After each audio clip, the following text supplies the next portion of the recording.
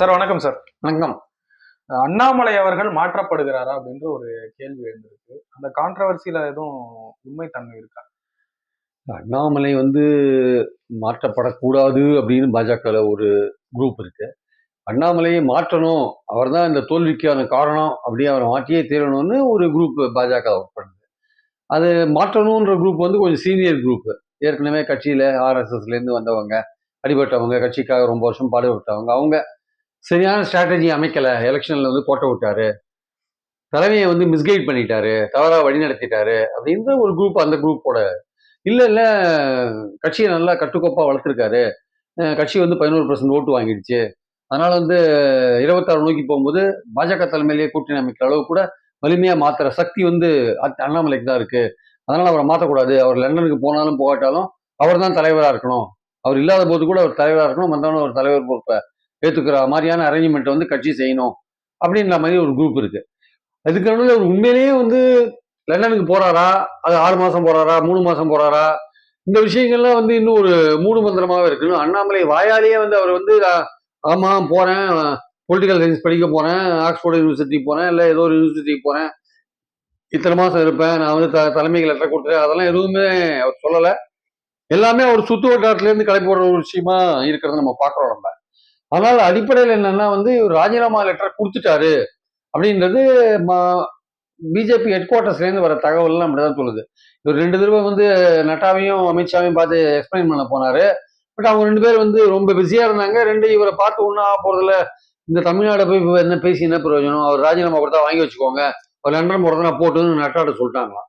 அதனால நட்டாவே சொல்லிட்டாரு, நீங்க லண்டன் போறதுனா போங்க, ராஜினாமா லெட்டர் கொடுத்தா வாங்கி வச்சுக்க சொல்லிட்டாங்க, நாங்க அப்புறம் முடிவு எடுத்துக்கிறோம், நீங்க கிளம்புங்க அப்படின்ற மாதிரி சொல்லிட்டாங்க போல இருக்கு. அதனால இவருக்கு தன்னை ஒரு எலெக்ஷனுக்கு முன்னாடி தனக்கு மோடி ஒரு பெரிய ஒரு மதிப்பு கொடுத்து அண்ணாமலை தன்னை எண் மக்கள் யாத்திரை ஒரு பெரிய ஒரு ஹைப்பை பாஜக கொண்டு வந்திருக்குன்னு மோடி கிட்டலாம் ஒரு பிக்சர் இவர் கொடுத்ததை அவர் நம்பி இவருக்கு அண்ணாமலைக்கு ரொம்ப ஒரு மதிப்பெல்லாம் கொடுத்து ஆகா பிரமாதமா கட்சி வளர்த்திருக்காரு அப்படின்னு அவர் நினைச்சிருந்தாரு. அமித்ஷா ஆரம்பத்திலேருந்து தெளிவா இருந்தார். அவர் தெளிவா இருந்தார், இல்ல இது போராது, நம்ம கூட்டணி சேர்ந்தாதான், அதிமுக கூட்டணி சேர்ந்தாதான், பலமான கூட்டணி அமைச்சாதான் நம்ம ஒரு ஆந்திரால ஒரு 4 இடம் வாங்கியிருக்காங்கல்ல, அது மாதிரி வாங்க முடியும், அங்கேயும் தெலுங்கு தேசத்தோடு சேர்ந்து வாங்கியிருக்காங்க, வாங்க முடியும் அப்படின்னு இவங்க நினைச்சிருக்காங்க. அவங்க நினைச்சிருக்காங்க, அமித்ஷா நினைச்சிருக்காரு. ஆனா இவர் அண்ணாமலை இல்ல நம்ம தனியாவே நம்ம வலுவா வந்துட்டோம், பிரதமர் ஒரு 7-8 தடவை வந்தார் இல்லையா, அந்த சமயத்தில் நிறைய கூட்டத்தை அவங்க கூட்டி காமிச்சிட்டாங்க. அதுல பாதி கூட்டம் எப்படி வந்ததுன்னு மோடிக்கு தெரியாது போல் இருக்கு. ஒருவேளை எல்லாமே பணம் கொடுத்து கூட்டம் தானே பெரும்பாலும். அதை பார்த்துட்டு ஏதோ கட்சிகள் வந்திருக்குன்னு அவங்க நினைச்சிட்டாங்க.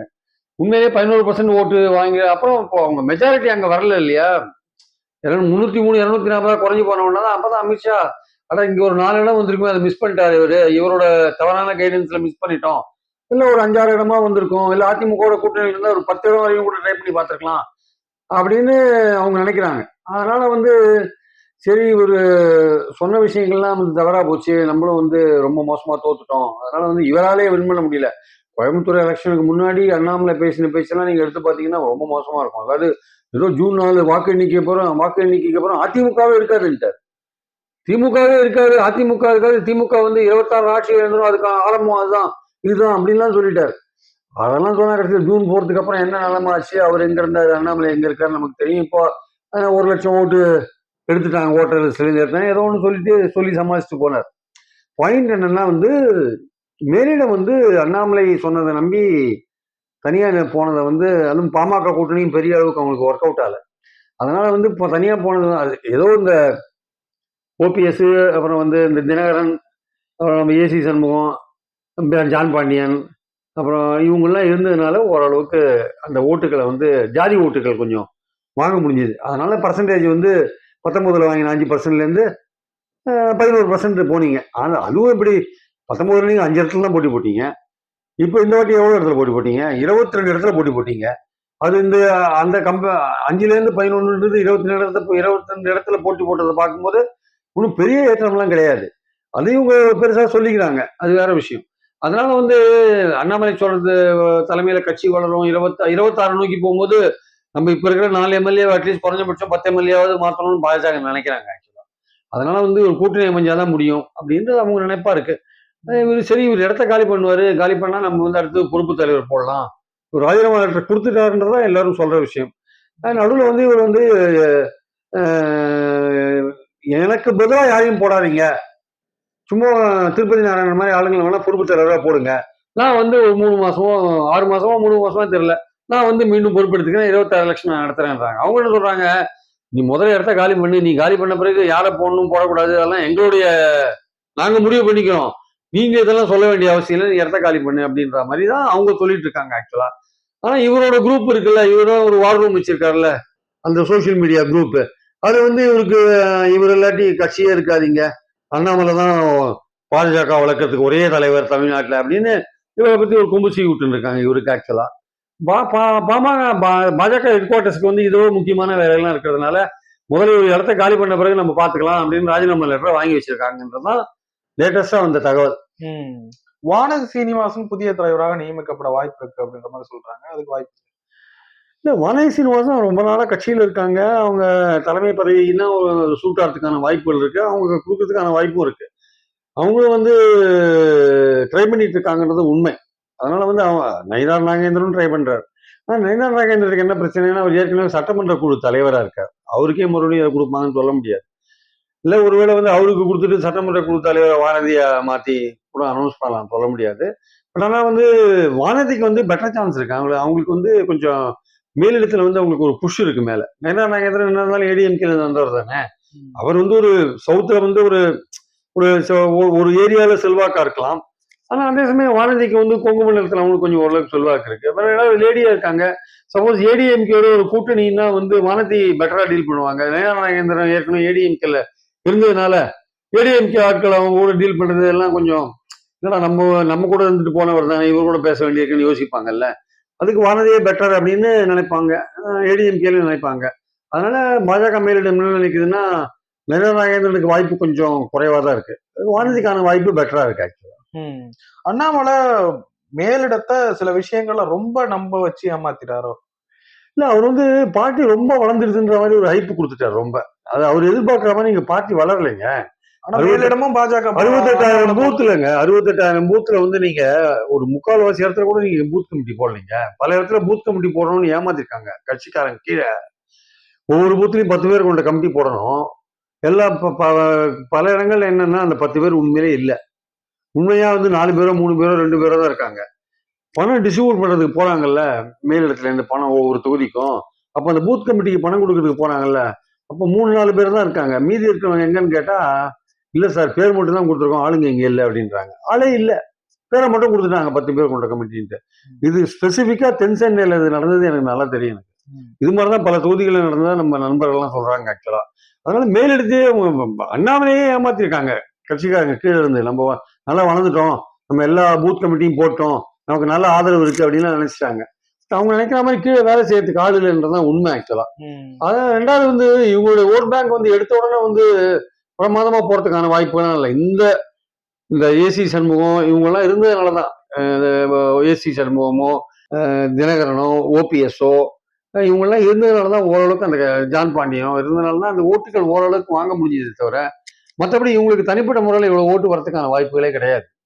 சரி, ஏதோ இவங்க ஓட்டு அவங்களுக்கு போயிருக்கும், அவங்க ஓட்டு இவங்களுக்கு வந்திருக்கும் இல்லையா, அதனால 11% முற்றிலும் இவங்க ஓட்டான்னு சொல்ல முடியாது. இந்த தேர்தல் இந்த டேட்டாலாம் பாக்குற வல்லுநர்கள் சொல்றாங்க இவங்களோட ஓட்டு 6% மேல போலன்றாங்க. கேடி ராகவனுக்கு வாய்ப்பு இல்லைங்களா சார்? கேடி ராகவனுக்கு வாய்ப்பு இல்லை, அவர் பாவம், அவர் கிட்டத்தட்ட ஆல்மோஸ்ட் சைட்லைன் பண்ணி வச்சுட்டாங்க அவரை. அதனால அவருக்கும் வந்து ஏற்கனவே ஒரு முதிரையை அவர் மேல குத்திட்டாங்க, அந்த முதிரையிலேருந்து அவரால் மீண்டு வர முடியல. அது யார் பண்ணாங்க என்ன ஏதுன்னு அவருக்கு தெரியும் நல்லா, அது உலகத்துக்கே தெரிஞ்ச விஷயம்தான். அதனால வந்து அவர் வந்து அவருக்கு மேலிடத்துல ஆதரவு இருக்கு, இருந்தாலும் வந்து மீண்டும் அவரை போட்டா வந்து அது சரியா ஒர்க் அவுட் ஆகுமா, அது கட்சிக்கு ஒரு கெட்ட பேரை கொண்டு வரும் இல்லையா, அதனால யோசிக்கிறாங்க அவருக்கான வாய்ப்பை கொடுக்கறதுக்கு. சமீப காலத்துல சீமானுடைய பேச்சுக்கள் ரொம்ப எல்லை மீறி போறதா சொல்றாங்க, எப்படி பாக்குறீங்க அவருடைய பேச்சு? சீமானுடைய பேச்சு எல்லை மீறி தான் போறது. ஏங்க நீங்க அந்த இதுல சட்டம் ஒழுங்கை பத்தி ஒரு பேரணி போராட்டம் நடத்தினார் அவரு. அந்த போராட்டத்துல அவர் பேசும்போது என்ன சொல்றாரு, அவரு மறுபடியும் அதே பாட்டை பாடுறாரு, கருணாநிதியை பத்தின பாட்டை பாடுறாரு. அந்த பாட்டுல வந்து ஒரு குறிப்பிட்ட வார்த்தை ஒரு ஜாதியை குறிக்கிற வார்த்தை இருக்கு, அது ஏற்கனவே இவர் படத்துல எடுத்த போதே தப்புன்னு சொன்னாங்க, அதை நீக்கிட்டாரு. அப்புறம் அந்த சாட்டை துரைமுருகன் விக்ரவாண்டி அதை பாடும்போது இவர் ரசிச்சிருந்தாரு, அதுக்குதான் அவர் மேல கேஸ் வந்திருக்கு, சாட்டை துரைமுருகன் மேல கேஸ் வந்திருக்கு. அப்படி ஒரு கேஸ் வந்த பிறகு நீங்க அந்த வார்த்தையை மட்டும் எடுத்துட்டு நீங்க அந்த பாட்டை நீங்க வள்ளுவர் கூடத்துல பாடுறீங்க நீங்க. அது வந்து எப்படி அது சரியா வரும் ஆக்சுவலா வந்து? அதாவது எப்படி நான் என்ன கேட்கிறேன்னா, இன்னைக்கு பதவியில இருக்கிறவர் வந்து ஸ்டாலின்.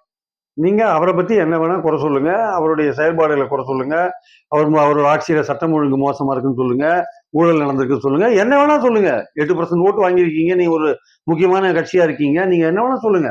ஆனா இறந்து போன தலைவரை வந்து நீங்க அங்க சொல்ல வேண்டிய அவசியம் என்ன ஆக்சுவலா? அது தேவையில்லாத ஒரு விஷயம். நம்மளுடைய பாயிண்ட் என்னன்னா வந்து இறந்து போன எந்த தலைவரா இருந்தாலும் நீங்க சொல்ல வேண்டிய அவசியம் இல்லை. அவங்க இப்ப ரெலவெண்டா கரண்ட் பாலிடிக்ஸ்ல இல்ல.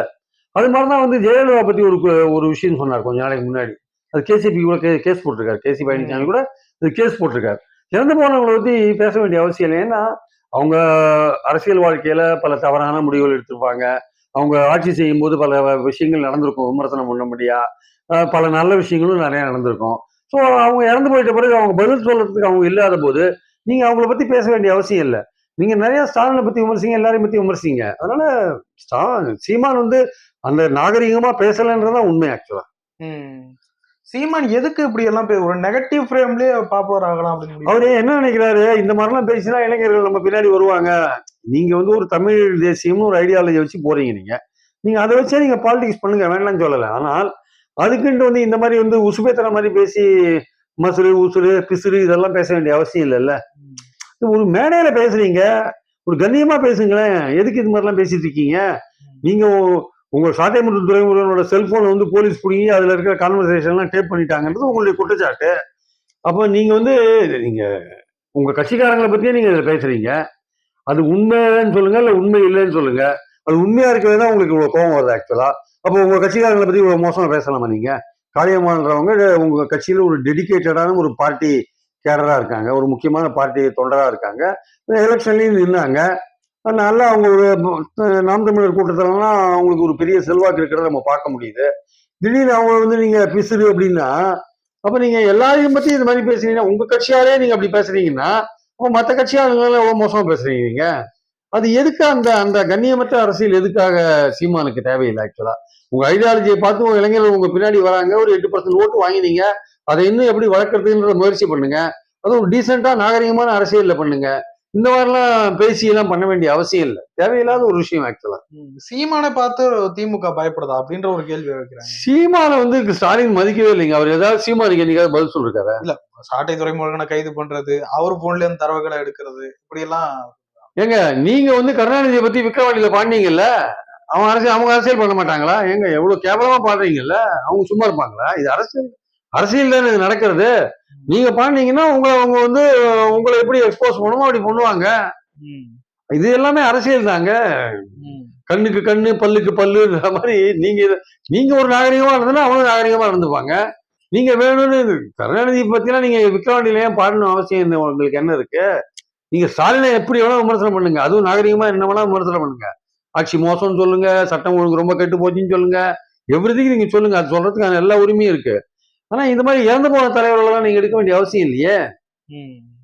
அதுவே வந்து சீமான் வந்து ஜெயலலிதா அவர்களை பத்தி பேசினதுக்கு எடப்பாடி வாயமூடின்னு கம்முன்னு இருந்தாரு.